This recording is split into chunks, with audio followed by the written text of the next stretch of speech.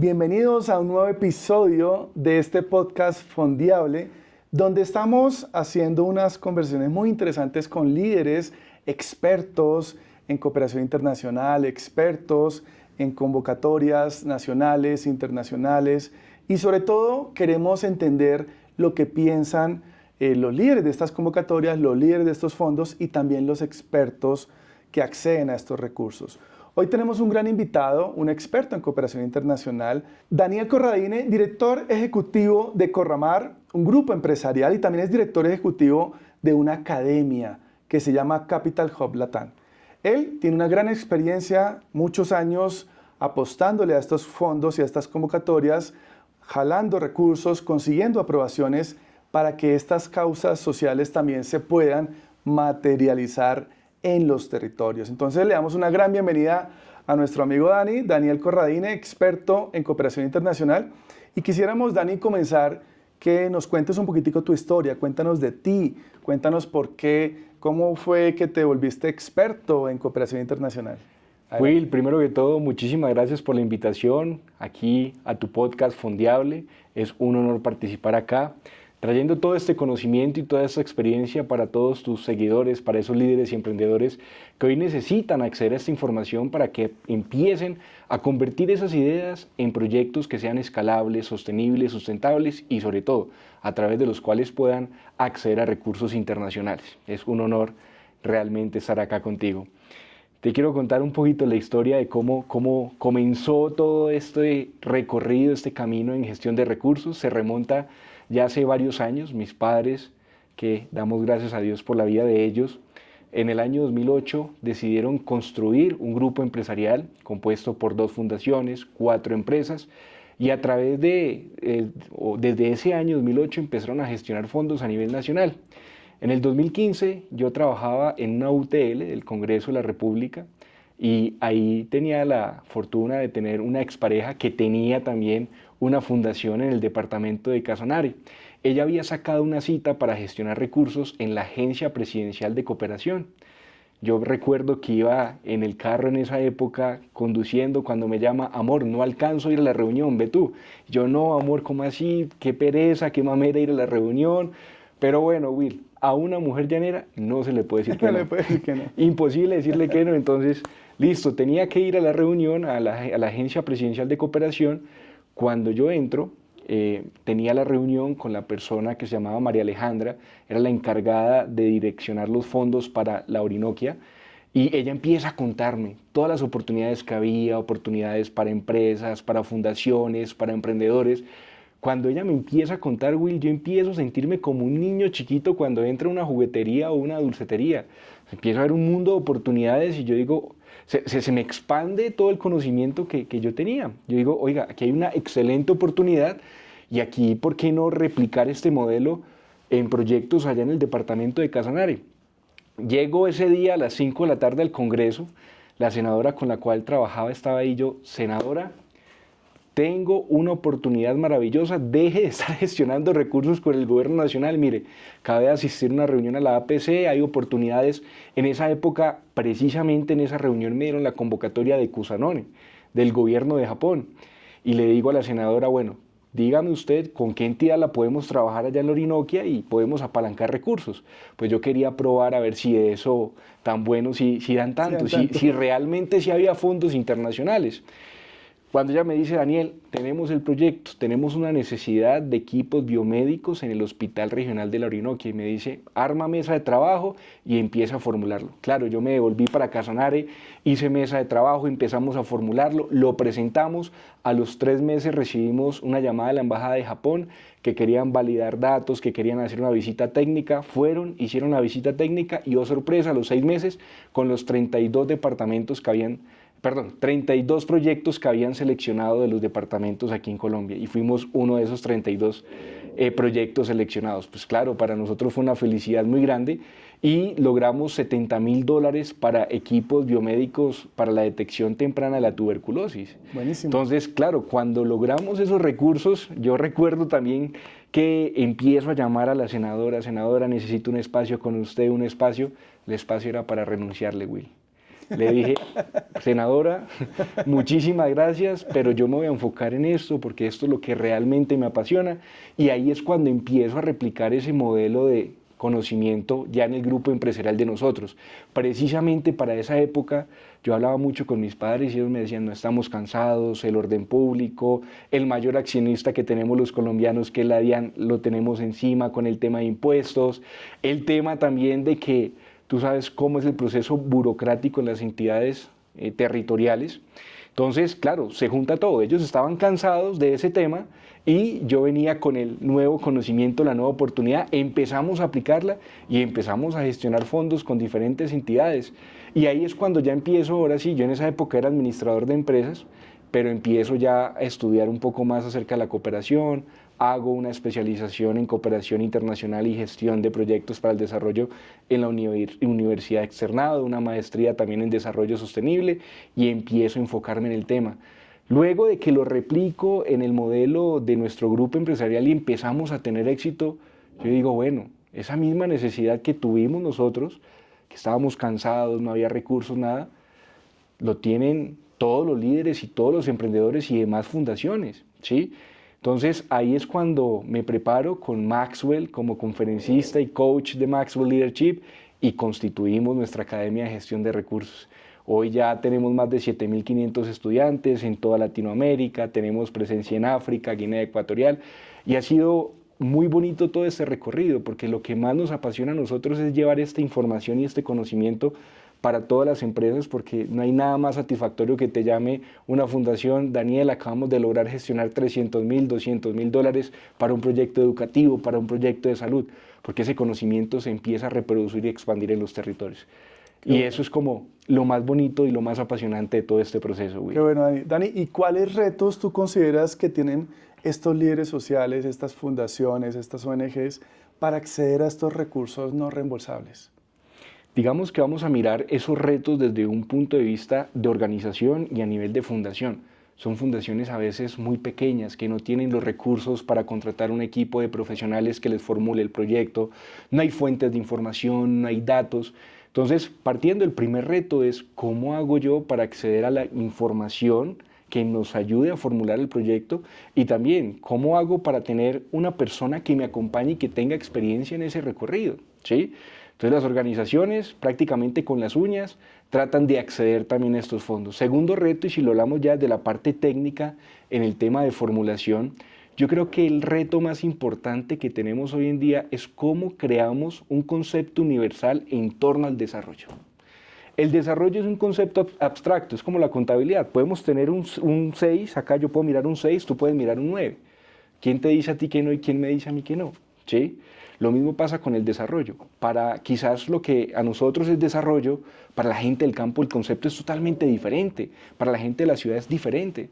Entonces, cuando tú vas a formular un proyecto, desde tu noción de desarrollo, ahí la estás embarrando, ¿sí? Y nos pasó a nosotros, con una colega aquí de la ciudad de Bogotá, hace muchos años en la región de La Guajira, fuimos a llevar un proyecto de unidades sanitarias. Pero te voy a contar por qué nació esa idea. Porque llegamos allá a hacer el recorrido, 45 familias, pues claro, lo primero que identificamos nosotros, esas personas no tienen baños. ¿Qué vamos a hacer?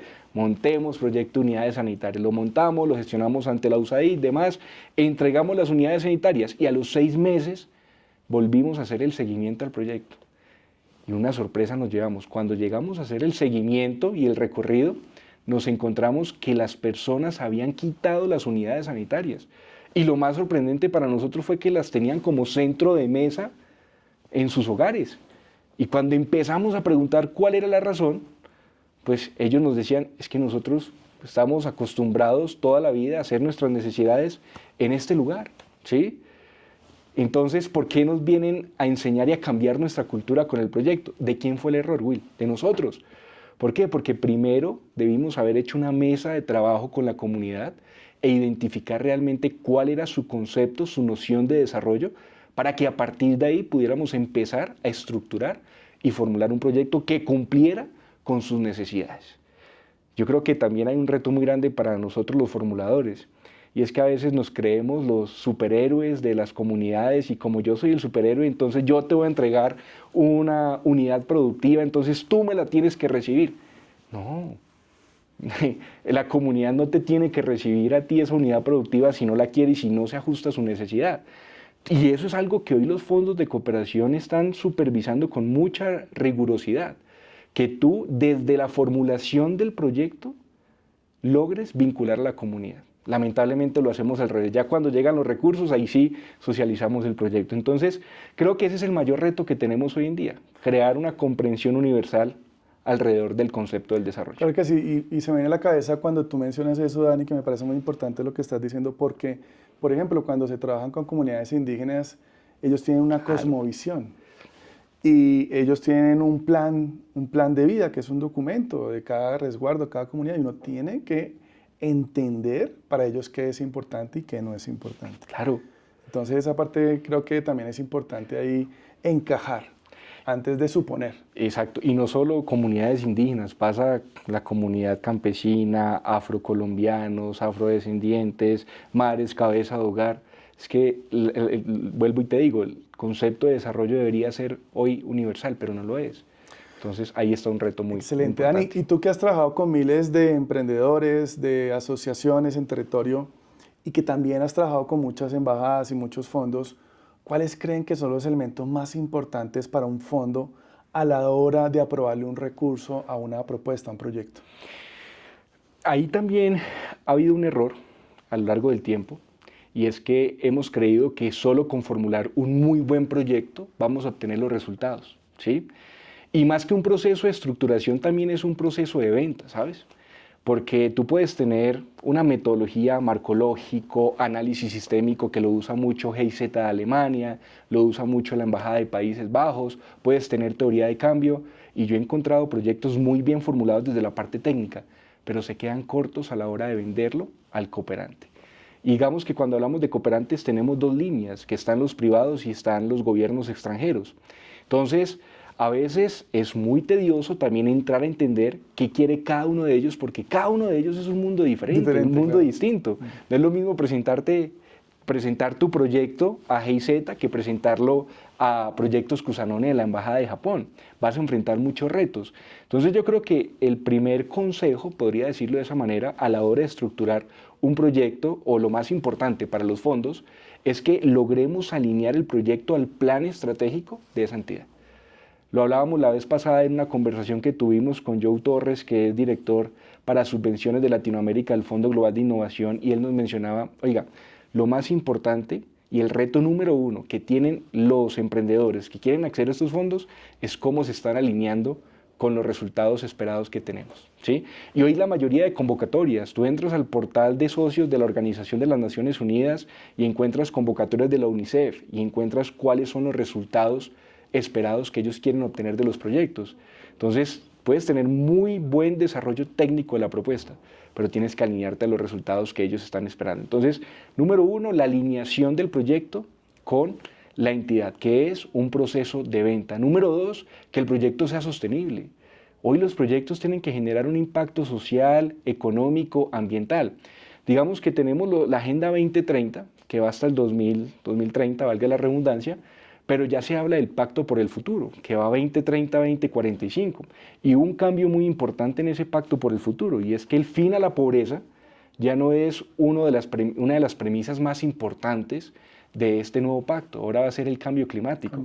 Fondo Global de Innovación. Tú puedes presentar proyectos de vivienda, salud, pobreza, pero debe tener una línea transversal innegociable. ¿Cuál es? Cambio climático.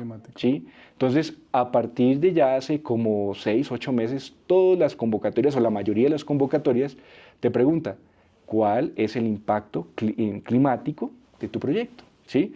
Entonces, ese es el segundo criterio que también se está mirando hoy en la estructuración de los proyectos, que sean sostenibles.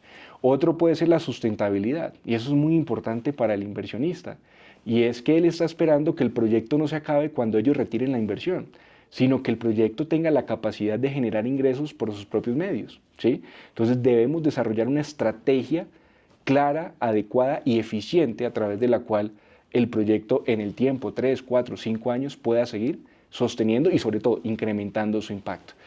Y hay algo que también es muy importante, y es que alineamos solo el proyecto, pero dejamos de lado ordenar la casa. ¿sí? Lo primero que yo tengo que hacer cuando ingreso a fondos internacionales es organizar mi casa, organizar mi organización, mi fundación, mi ONG, por más pequeña que sea o por más grande que sea. Tener un plan estratégico claro, alineado a los principios del Pacto Global, objetivos de desarrollo sostenible.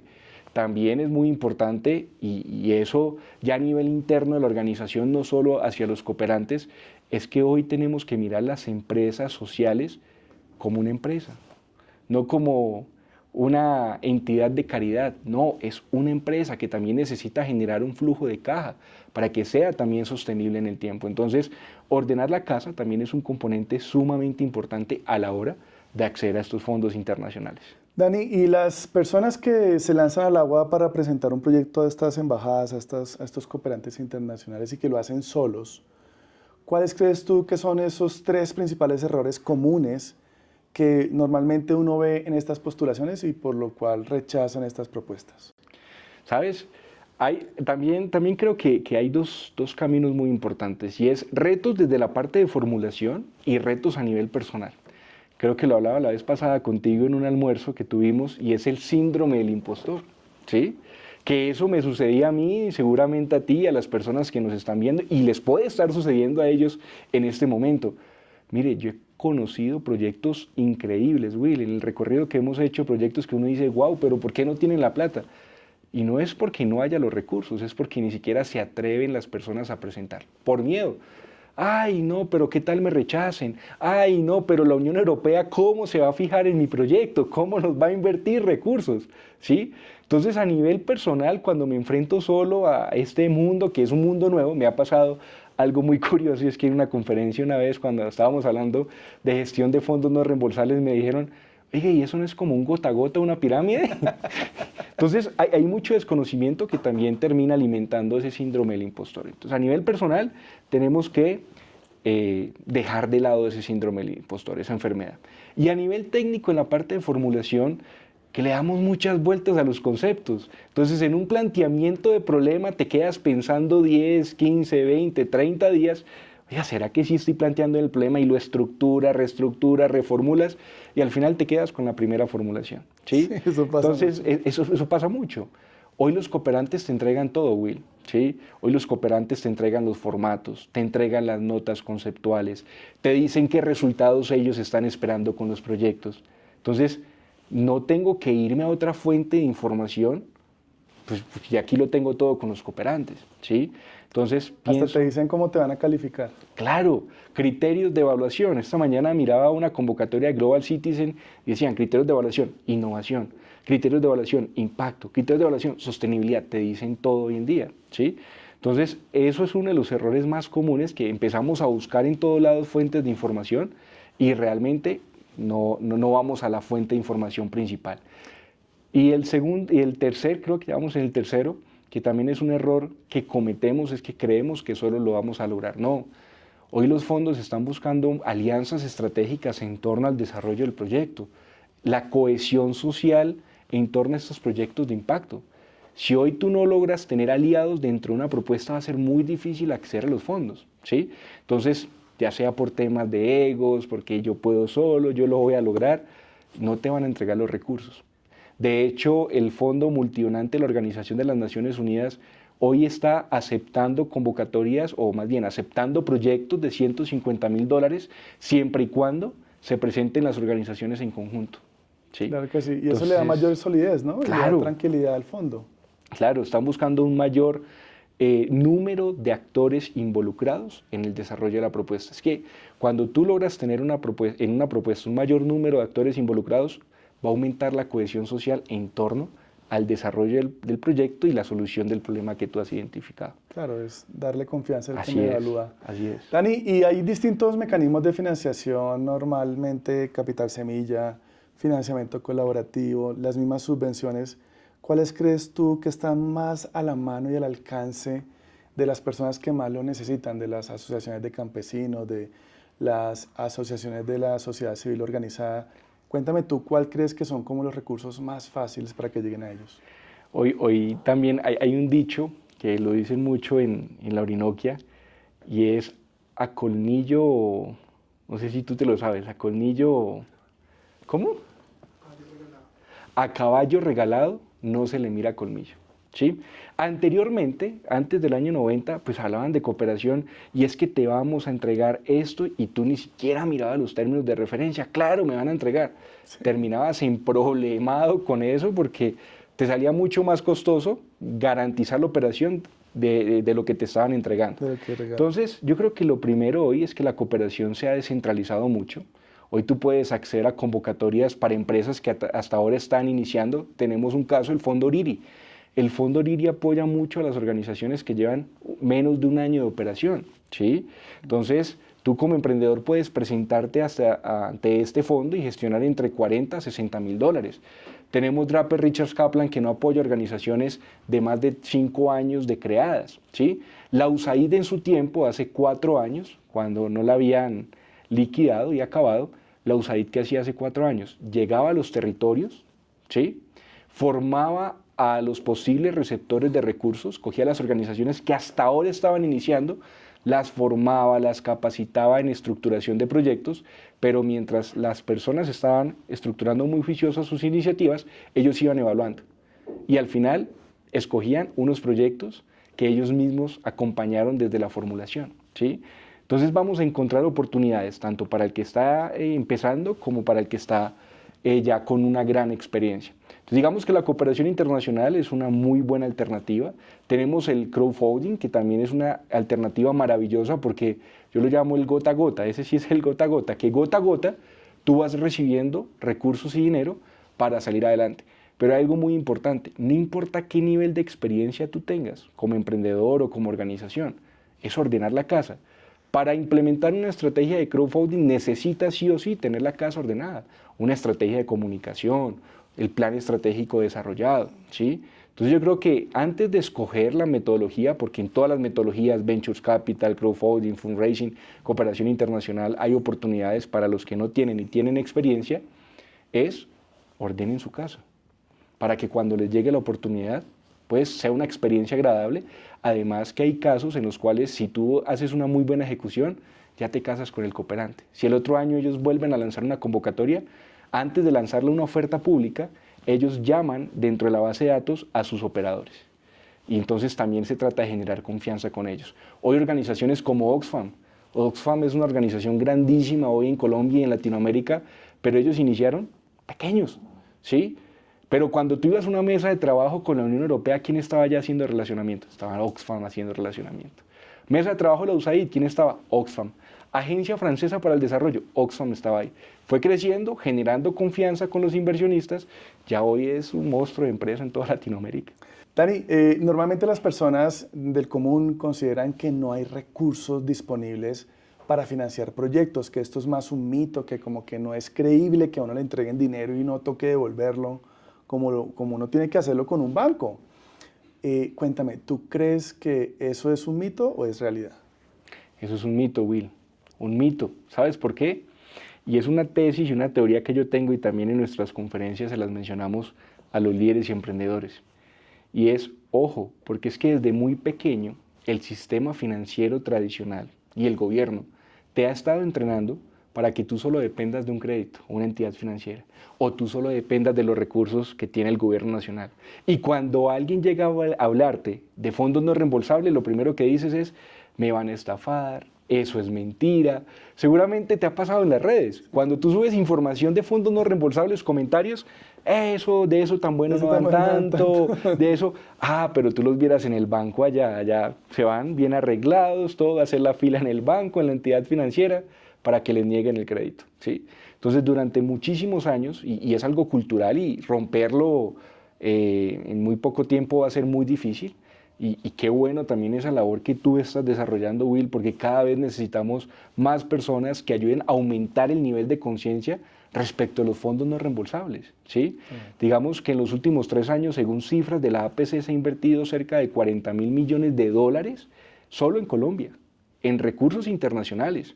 Tú vas allá a la página de la APC y miras cómo se ha redistribuido estos recursos en todo el territorio, ¿sí? Entonces hay una oportunidad muy grande y el problema es que hoy todos hablan de fondos internacionales, pero nadie te dice, Will, los fondos están en esta entidad, ese es el proceso y el mecanismo. Nadie te lo dice. Es información también como muy cerrada, las personas que tienen la información no la divulgan, no la comparten. Exacto, tú hablaste al principio de Capital Hub Latam. Una de nuestros pilares, o más bien nuestra misión, es democratizar el acceso al levantamiento de capital. Eso es lo que hacemos día a día. ¿Cómo democratizamos el acceso a capital? Que así como una gran empresa tiene la oportunidad de acceder al capital, también lo tenga el campesino, también lo tenga el pequeño emprendedor, ¿sí? De una manera fácil, sencilla, eficiente. Y hoy tenemos una ardua labor con eso, porque como lo hablábamos hace unos minutos, hay mucho desconocimiento, muchos mitos en torno a los fondos no reembolsables. Claro que sí. Dani, y ya pensando un poquito en los financiadores internacionales, públicos y privados, ¿cuál consideras tú que es, digamos, como el elemento más importante en cuanto al tema de impacto social? ¿Ellos qué miran en cuanto a impacto social? ¿Qué les interesa en cuanto a impacto social? Muy buena pregunta, Will. Hoy cada una de las organizaciones, tanto públicas y privadas, miran mucho el tema de impacto y hacen que las organizaciones o los postulantes creen un sistema de monitoreo y evaluación, ¿sí? Porque para ellos lo más importante con esa inversión de fondos no reembolsables que están haciendo es qué impacto estamos generando nosotros en el territorio. Entonces, depende en qué área, en el área medioambiental, tienen una estructura de indicadores que ellos están estableciendo, que ellos han establecido. También en el tema de vivienda tienen una línea clara de indicadores que se deben cumplir, en la línea de pobreza, desigualdad. Obviamente que todos esos parámetros de impacto nacen de acuerdo a los 17 Objetivos de Desarrollo Sostenible, ¿sí? Hoy el plan estratégico de cada una de las entidades son los 17 Objetivos de Desarrollo Sostenible. A partir del año 2028-2029 se empezará a implementar dentro de los procesos de cooperación internacional el Pacto Global, con sus nuevos cambios, sus modificaciones. Pero hoy lo más importante en torno al impacto social es cómo estoy contribuyendo a través de las metas a cumplir mínimo 2, máximo 5, 6 objetivos de desarrollo sostenible. Eso es fundamental para ellos. Y que cada organización tenga un sistema de monitoreo y evaluación para poder medir en tiempo real el cumplimiento de estos indicadores. Dani, ahorita tú mencionabas que el cambio climático es un tema como muy de moda y muy transversal ahora. Y quería preguntarte cuáles otras áreas están siendo altamente demandadas y que también vemos que la oferta disponible está creciendo en cuanto a recursos, en sectores.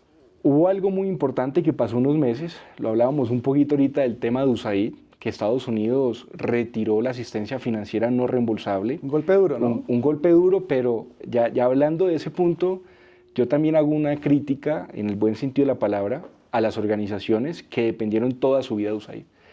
Eso es un error de no ordenar la casa. Yo como casa ordenada no debí casarme solo con USAID. Depender de uno solo. Claro, debo tener varias fuentes de financiación. Claro, se quejaron, no, gobierno, Donald Trump, qué error que cometieron. Sí, en parte la tuvo Donald Trump, pero es que en parte también usted como organización tuvo un error y es depender todo el tiempo de esa fuente de financiación, ¿sí?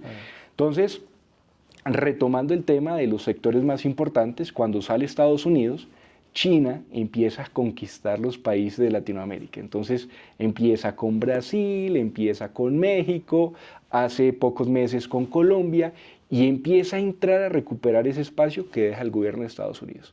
Con el tema de la ruta de la seda y en asistencia financiera no reembolsable empiezan a invertir. Hoy un tema importante en Latinoamérica y el Caribe es la infraestructura.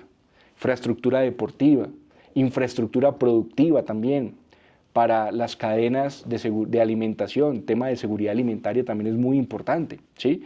Entonces, hoy el tema de infraestructura es también uno de los temas relevantes o que principalmente o se encuentran dentro de los primeros puntos de las agendas de inversión de cada uno de estos gobiernos. El tema de la salud también, después de la pandemia COVID-19, empezaron a invertir y a incrementar esa inversión que hacían en salud.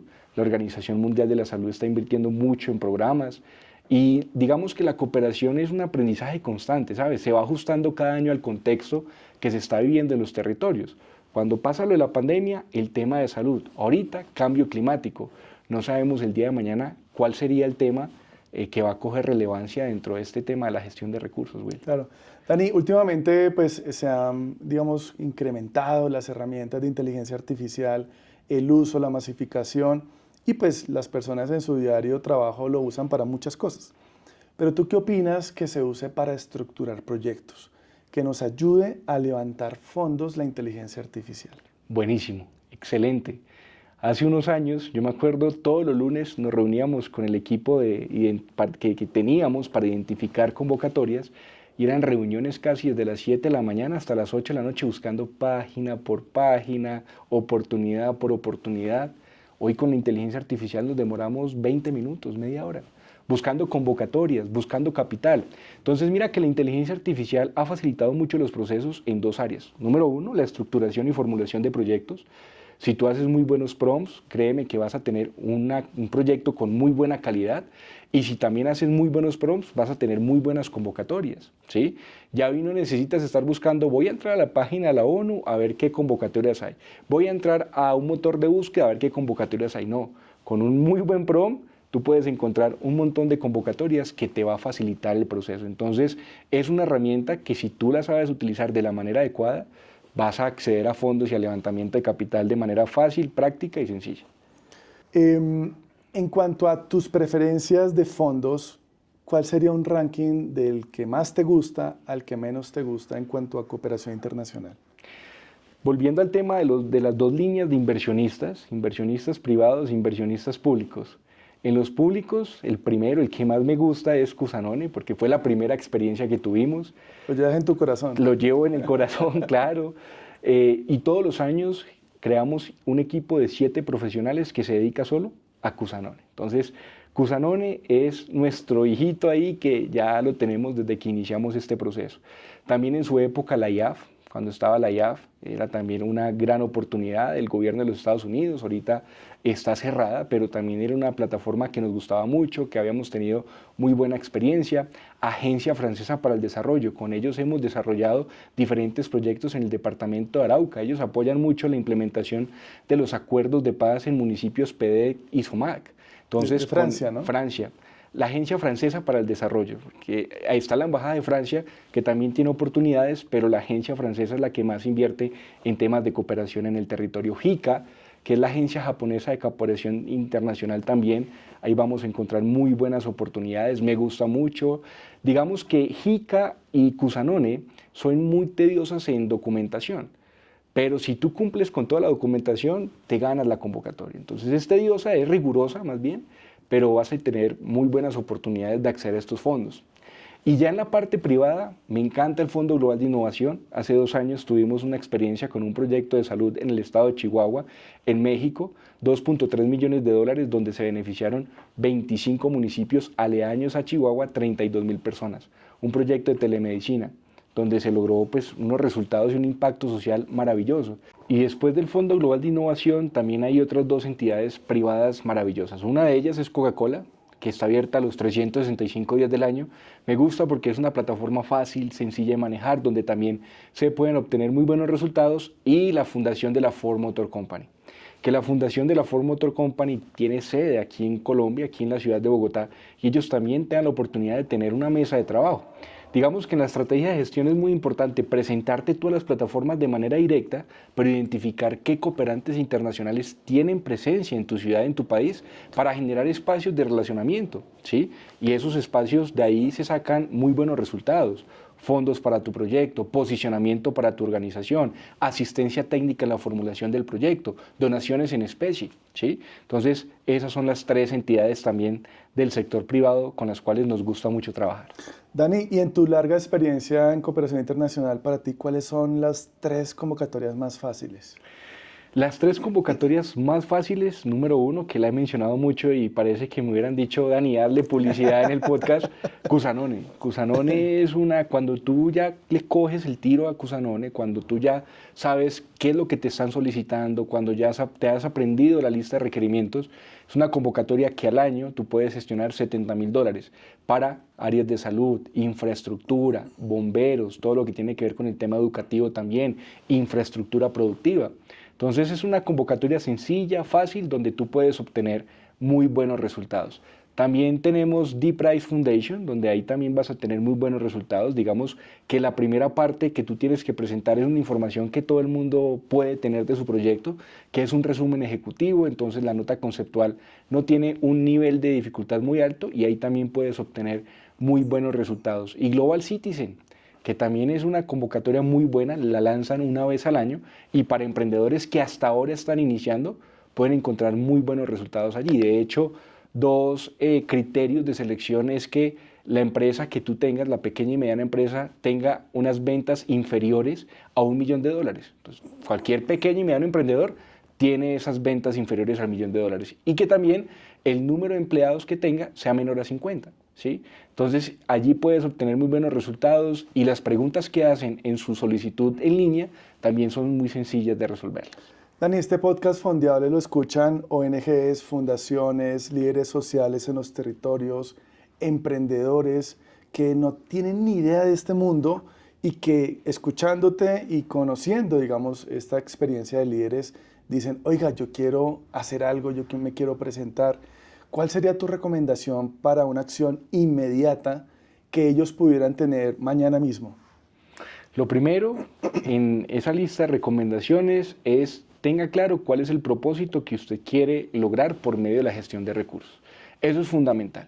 No es que el día de mañana usted tenga una convocatoria de medio ambiente, ay, presentémonos a medio ambiente porque es $1.000.000.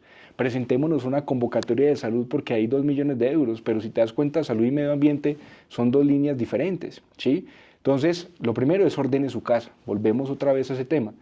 Tenga claro ese plan estratégico en torno a la gestión de recursos. ¿Cuál es su misión y cuál es su visión? ¿Qué es lo que quiere lograr? Yo quiero lograr aumentar los ingresos de las comunidades vulnerables, el fortalecimiento de los medios de vida y subsistencia. Entonces, enfóquese solo en una convocatoria, iniciando el proceso.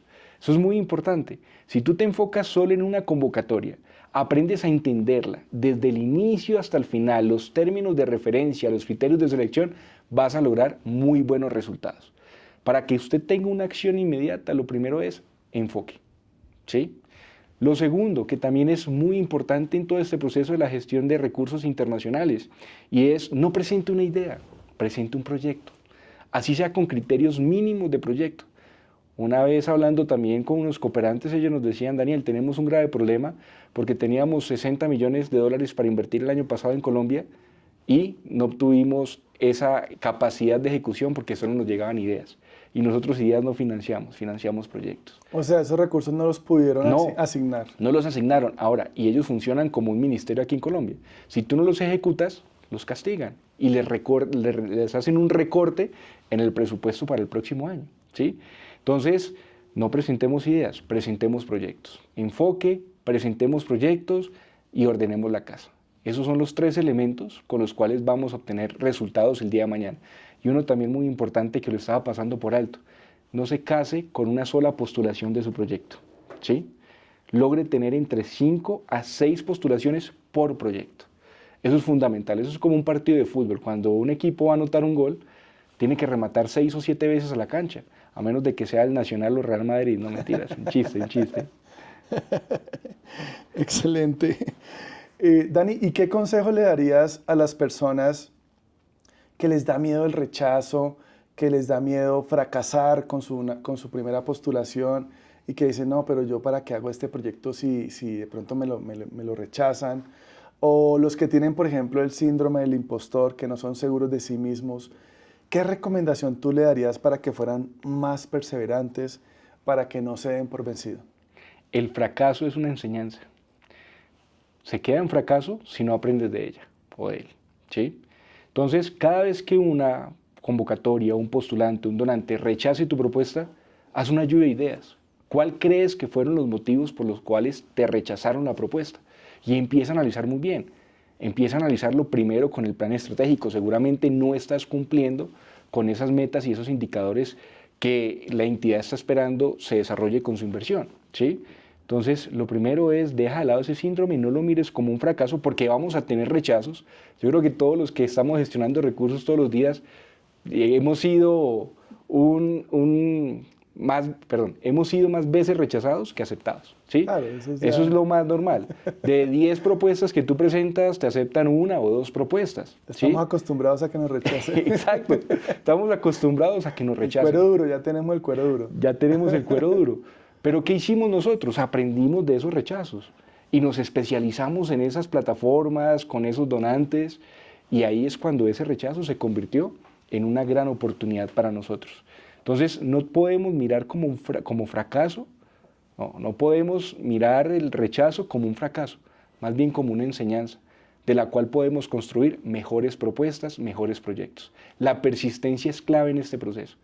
La persistencia es la única habilidad que nos va a llevar a obtener éxito en la gestión de recursos. Si no eres persistente, estás como el comercial de Davivienda hace unos años, en el lugar equivocado. Aquí se trata de persistir, persistir y no desistir. Y seguramente en algún momento vas a encontrar esos fondos. Ahora, eso genera un efecto bola de nieve. Cuando nos pasó lo de Cusanone y accedimos a los $70.000, ya cada año tenemos 2 o 3 propuestas aprobadas en el país para Cusanone por parte del equipo de nosotros. ¿Por qué? Porque nos especializamos en Cusanone. Sabemos cuál es su estructura y se volvió un efecto bola de nieve y nunca dejamos de persistir. Claro, a propósito de los fracasos, Dani, ¿cuáles son aquellos fondos que sí le entregan al postulante la evaluación del rechazo, donde te dice te lo rechazamos por estos y estos factores? ¿Conoces alguno o ninguno entrega la evaluación? No, hay unos que sí se conduelen con el sentido humano, digo yo. IF Impact Awards. IF Impact Awards nos pasó ellos cerraron convocatoria el 22 de junio, pero daban la oportunidad, revisaban el proyecto y a las 2 semanas te daban una retroalimentación y un feedback. Te decían, hey, esto es lo que debes mejorar. También una convocatoria de Awards Impact México, solo para México, ellos hacen retroalimentación, feedback. Buenísimo. Digamos que miremoslo en porcentaje. En porcentaje, un 30% de las organizaciones se conmueven del dolor de nosotros los que presentamos proyectos y nos dicen en qué es lo que hemos fallado, qué tenemos que mejorar y de hecho, puedes tener una mesa técnica con ellos antes de postularte a la convocatoria. Pero si usted quiere ir a la fija en este proceso de gestión de recursos y tener de pronto un acompañamiento técnico en la formulación de proyectos, cada agencia presidencial de cooperación en cada país les da la oportunidad de tener una asistencia técnica gratuita antes de presentar el proyecto. La APC en Colombia lo tiene. Tú puedes generar un espacio de relacionamiento, ir y presentarles el proyecto, ellos te hacen una asistencia técnica y sobre todo te canalizan esa propuesta a la oferta que hay en gestión de recursos. En Perú está la APSI, en México está la MEXID, en Chile está la ACCID. Cada agencia de cooperación en cada uno de los países de Latinoamérica brinda ese servicio. Entonces, es una muy buena puerta que podemos tocar antes de presentar los proyectos. Dani, este podcast lo ven muchos empresarios y emprendedores y en los próximos 5 o 10 años, ¿tú cómo ves el financiamiento de Capital Semilla para este segmento tan importante de la economía? No es el futuro, es el presente, ya viene pasando hace 4 años. Los famosos BIS, bonos de impacto social. Lo empezó a implementar el Banco Interamericano de Desarrollo, aquí en Bogotá, en Colombia, en alianza con la Fundación Corona, y los bonos de impacto social es pago por resultados. Entonces, en ese ecosistema de los bonos hay 3 actores importantes. Está el financiador, está la entidad financiera, a través de la cual hacen la entrega de los recursos y está el receptor de los recursos. Inversionista, digamos que el inversionista es la Ford Motor Company, le entrega a Bancolombia 1.000 millones de pesos, ¿listo? Y le dice, con estos 1.000 millones de pesos, yo como Fundación Ford Motor Company necesito tener estos resultados en términos de impacto social, económico y ambiental.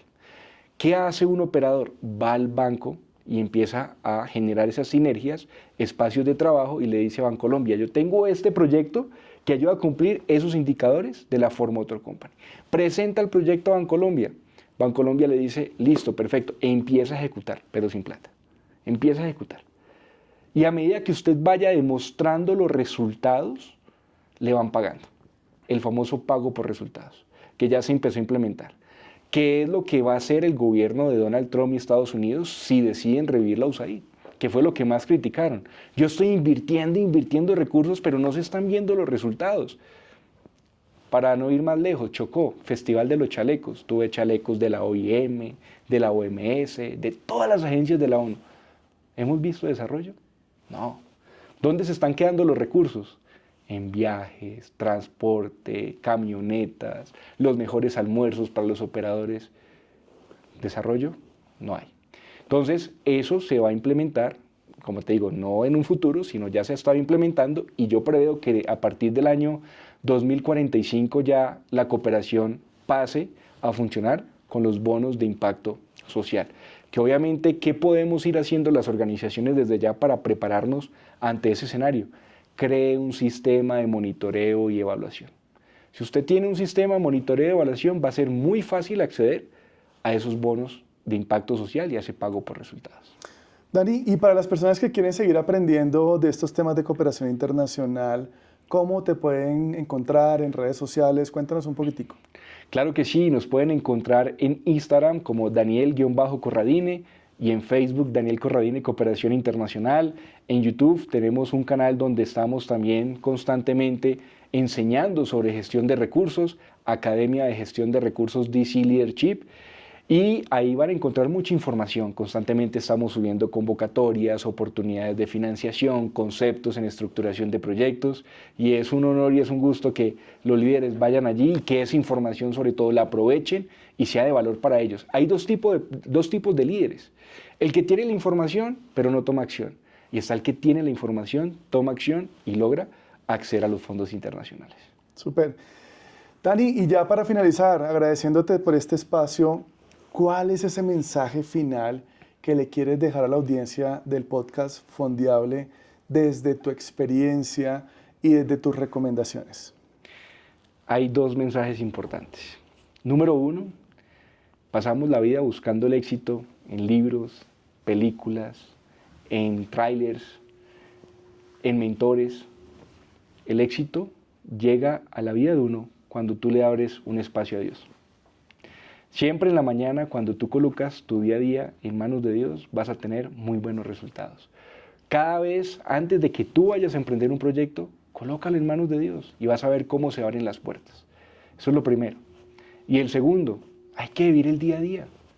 Cada día como si fuera el último. Ahorita, antes de iniciar el podcast, te comentaba la situación de mis dos hermanos, que yo a ellos los llamo los más grandes mentores que he tenido en mi vida. Me han enseñado mucho y la enseñanza más grande que he tenido de mis dos hermanos es vivir el día a día sin preocuparnos por lo que vaya a pasar el siguiente año. Si lo llevamos esto a un ámbito de proyectos, preocúpate hoy por esa convocatoria que vas a postular hoy. Pero es que no he postulado la primera y ya estoy pensando en qué vendrá en 5 meses o 6 meses o en qué convocatorias hay. No, enfócate en esa convocatoria, en lo que tienes hoy, en tu empresa hoy. Los resultados llegan por sí solo cuando tienes propósito y sobre todo ese propósito proviene de Dios. Bueno, Dani, muchas gracias por esta información de alto valor.